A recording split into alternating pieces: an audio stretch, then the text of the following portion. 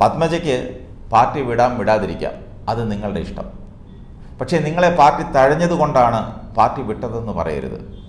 K കരുണാകരൻ്റെ മകൾ എന്നതൊഴിച്ചാൽ നിങ്ങൾ പാർട്ടിക്ക് ചെയ്ത സേവനം എന്താണ്?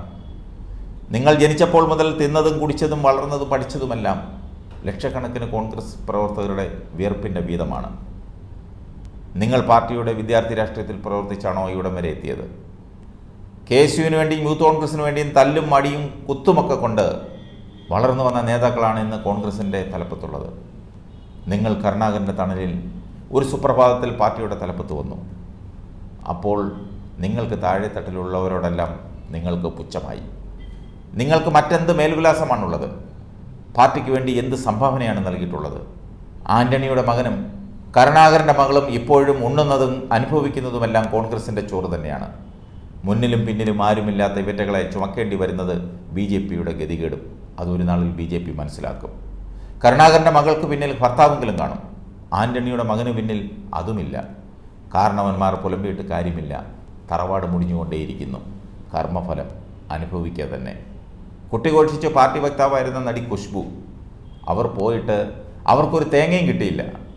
പത്മജ എവിടെ നിൽക്കുന്നു? ഖുശ്ബു എവിടെ നിൽക്കുന്നു? പത്മജയ്ക്ക് എത്ര തവണ പാർട്ടി സീറ്റ് കൊടുത്തു? ഒരിക്കൽ പോലും ജയിച്ചോ? അത്രയേ ഉള്ളൂ ജനപിന്തുണ. ഒരുപാട് പേര് തോറ്റപ്പോൾ അവരും തോറ്റു. ഒരുപാട് പേര് ജയിച്ചപ്പോഴും അവർ തോറ്റു. ഇനി അനിൽ ആൻ്റണിക്ക് സീറ്റ് കൊടുത്തല്ലോ എന്ന് വിചാരിച്ചാണ് BJPയിലേക്ക് പോകുന്നതെങ്കിൽ പത്മജയ്ക്കും കിട്ടും, ചാലക്കുടിയോ എറണാകുളമോ. BJPയുടെ വിചാരം ആൻ്റണിയുടെ മകനായതുകൊണ്ട് എല്ലാ കോൺഗ്രസ്സുകാരും അനിലിന് വോട്ട് ചെയ്യുമെന്നാണ്. അങ്ങനെ സംഭവിച്ചില്ലെങ്കിൽ അനിലിൻ്റെ സ്ഥാനം ചാണകക്കുഴിയിലാണ്. കോൺഗ്രസിൽ ഉന്നത സ്ഥാനം വഹിച്ചിരുന്ന കുറേ പേർ നേരത്തെ പോയിരുന്നു. അവരെപ്പറ്റി വല്ല വിവരവുമുണ്ടോ എന്ന് പാഴൂർ പടിക്കലൊന്ന് പോയി നോക്കണം. ഒരു തെരഞ്ഞെടുപ്പ് വരുമ്പോൾ തന്നെ വേണം കുടുംബത്തിനിട്ട് ചവിട്ടാൻ. അനിൽ സ്ഥാനാർത്ഥിയായി ആദ്യം ചെയ്തത് രാഹുൽ ഗാന്ധിയെ തെറി വിളിക്കുമായിരുന്നു. ഈ പൊട്ടൻ എന്ത് യോഗ്യത ഉണ്ടെന്ന് തള്ളയൊന്ന് പറഞ്ഞു കൊടുക്കുന്നത് നന്നായിരിക്കുമെന്നാണ് സോഷ്യൽ മീഡിയയിൽ കണ്ട ഒരു കമൻറ്റ്. കോൺഗ്രസിലെ പുഴുക്കുത്തുകളെ പുഴുക്കുത്തുള്ള മറ്റു പാർട്ടികൾ ഏറ്റെടുത്തോട്ടെ. കോൺഗ്രസ്സിന് നല്ല നേതാക്കൾ, പാർട്ടിയോട് കൂറുള്ള നേതാക്കൾ മതി. അത് 10 പേരായാലും. അഴുക്ക് വലിച്ചു വാരി തിന്ന് അസുഖം പിടിക്കുന്നതിനേക്കാൾ നല്ലത് കുറച്ച് കഴിച്ചാൽ ആരോഗ്യത്തോടുകൂടെ ഇരിക്കാം.